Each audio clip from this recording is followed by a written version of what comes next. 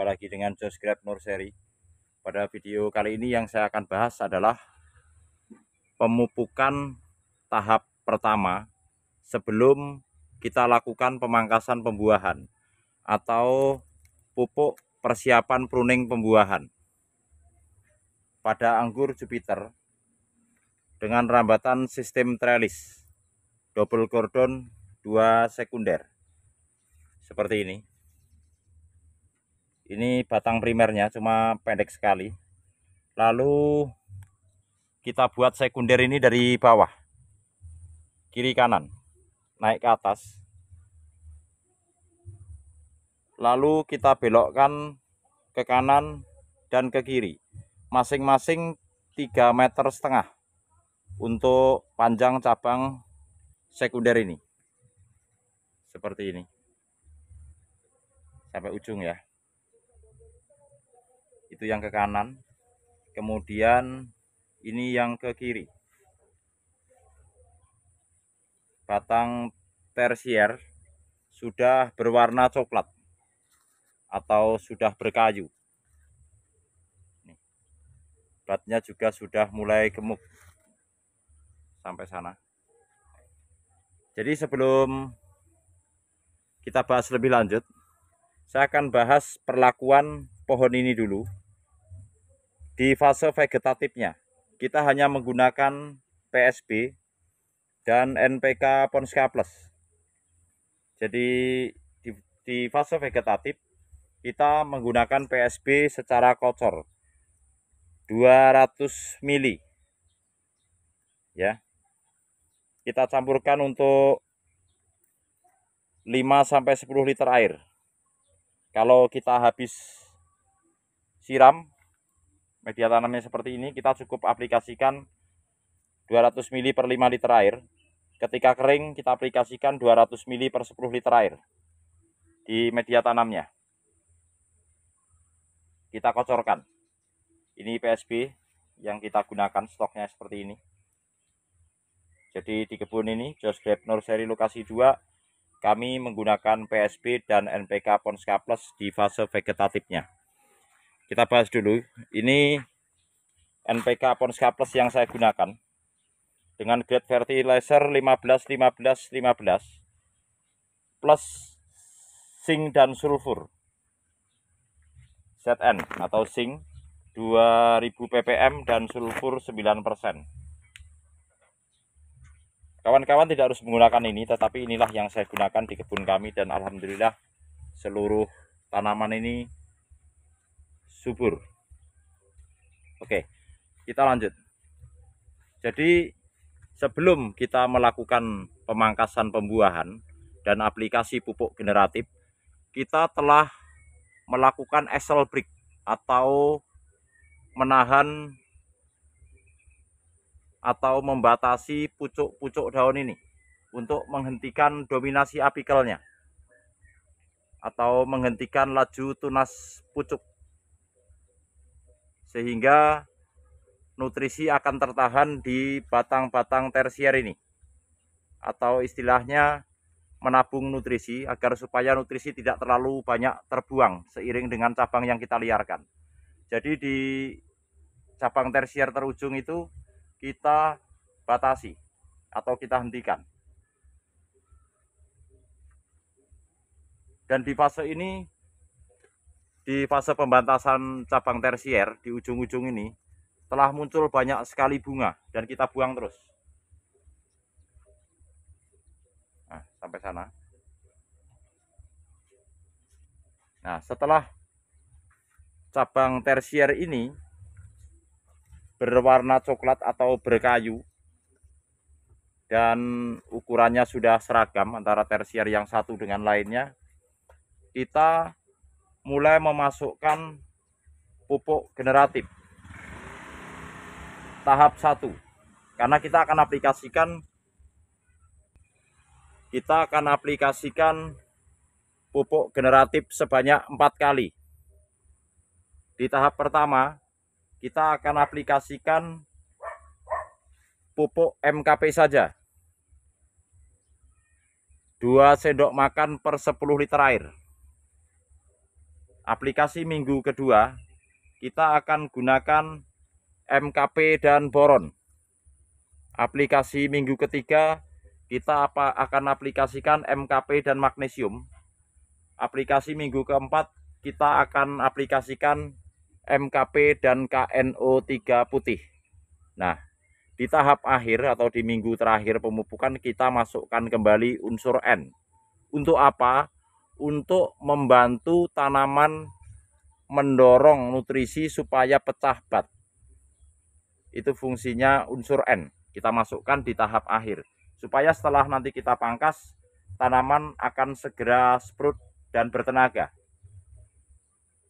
Lalu kenapa pertama ini kita hanya memberikan pupuk MKP saja?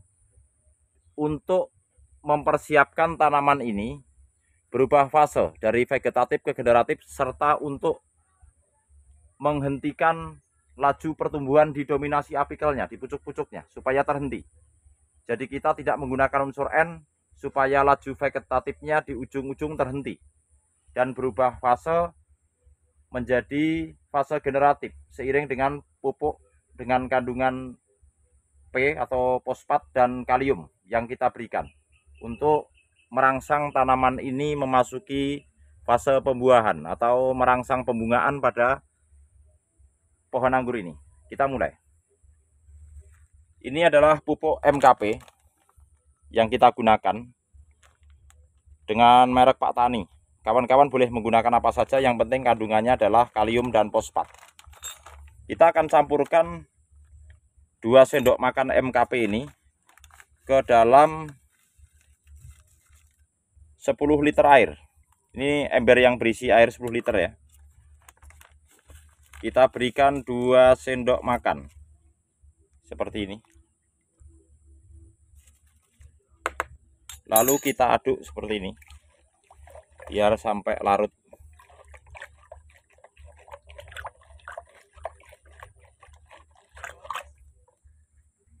Biar sampai larut rata seperti ini ya. Kita aduk seperti ini. Setelah tercampur, baru kita siramkan. Ini pohonnya. Jadi sebelum kita melakukan pemupukan, karena tanaman ini kita grounding ya, kita telah melakukan penyiraman lebih dahulu. Jadi kita siram dulu, baru kita siram pupuk. Tujuannya apa? Tujuannya supaya media tanam ini basah dan pupuk yang kita aplikasikan mampu menembus sampai bawah atau terserap ke bawah, tidak hanya di atas saja. Karena kalau media tanam kering, maka pemupukan menjadi kurang efektif. Kita aplikasikan begini ke sekitar pohonnya. Ingat, ini tahap pertama. Jadi hanya MKP saja, 2 sendok makan. Nanti di minggu kedua kita akan aplikasikan MKP dan boron. Boron yang kita gunakan adalah yang kandungannya di atas 90%. Jadi MKP-nya 1 sendok, boronnya hanya 1 atau 1/4 sendok teh. Sedikit sekali. Karena boron itu adalah unsur hara mikro esensial. Jadi butuhnya sedikit, tetapi di fase ini tanaman sedang membutuhkan kandungan unsur hara tersebut untuk mendukung fase generatifnya. Ini minggu pertama. Nanti minggu ketiganya kita akan aplikasikan MKP dan magnesium. Baru di terakhir nanti, di minggu terakhir, MKP dan KNO3 putih. Lalu seminggu kemudian baru kita lakukan pemangkasan pembuahan untuk hasil yang maksimal. Apakah semua tanaman anggur di kebun kami perlakukan seperti itu? Tidak. Karena di sistem trellis ini saya menginginkan hasil yang maksimal. Kalau untuk yang di greenhouse sebelah sana, aplikasi pupuk generatifnya kita spray. Sedangkan ini kita kocor. Nanti kita lihat hasilnya seperti apa. Ini batang sekundernya sudah besar nih, dan sudah membelah atau terjadi pembelahan sel. Nih, sudah berkayu, tersiernya juga sudah berkayu. Artinya sudah memenuhi syarat untuk kita lakukan pemangkasan pembuahan. Bahkan di ujung-ujung sana yang sedang kita hentikan sudah keluar bunga. Itu menandakan bahwa tanaman ini sudah memasuki fase generatif atau siap untuk dilakukan pemangkasan pembuahan. Anggur Jupiter Origin USA atau Jupiter Seedless, sistem trellis double cordon 2 sekunder. Seperti ini penampakannya.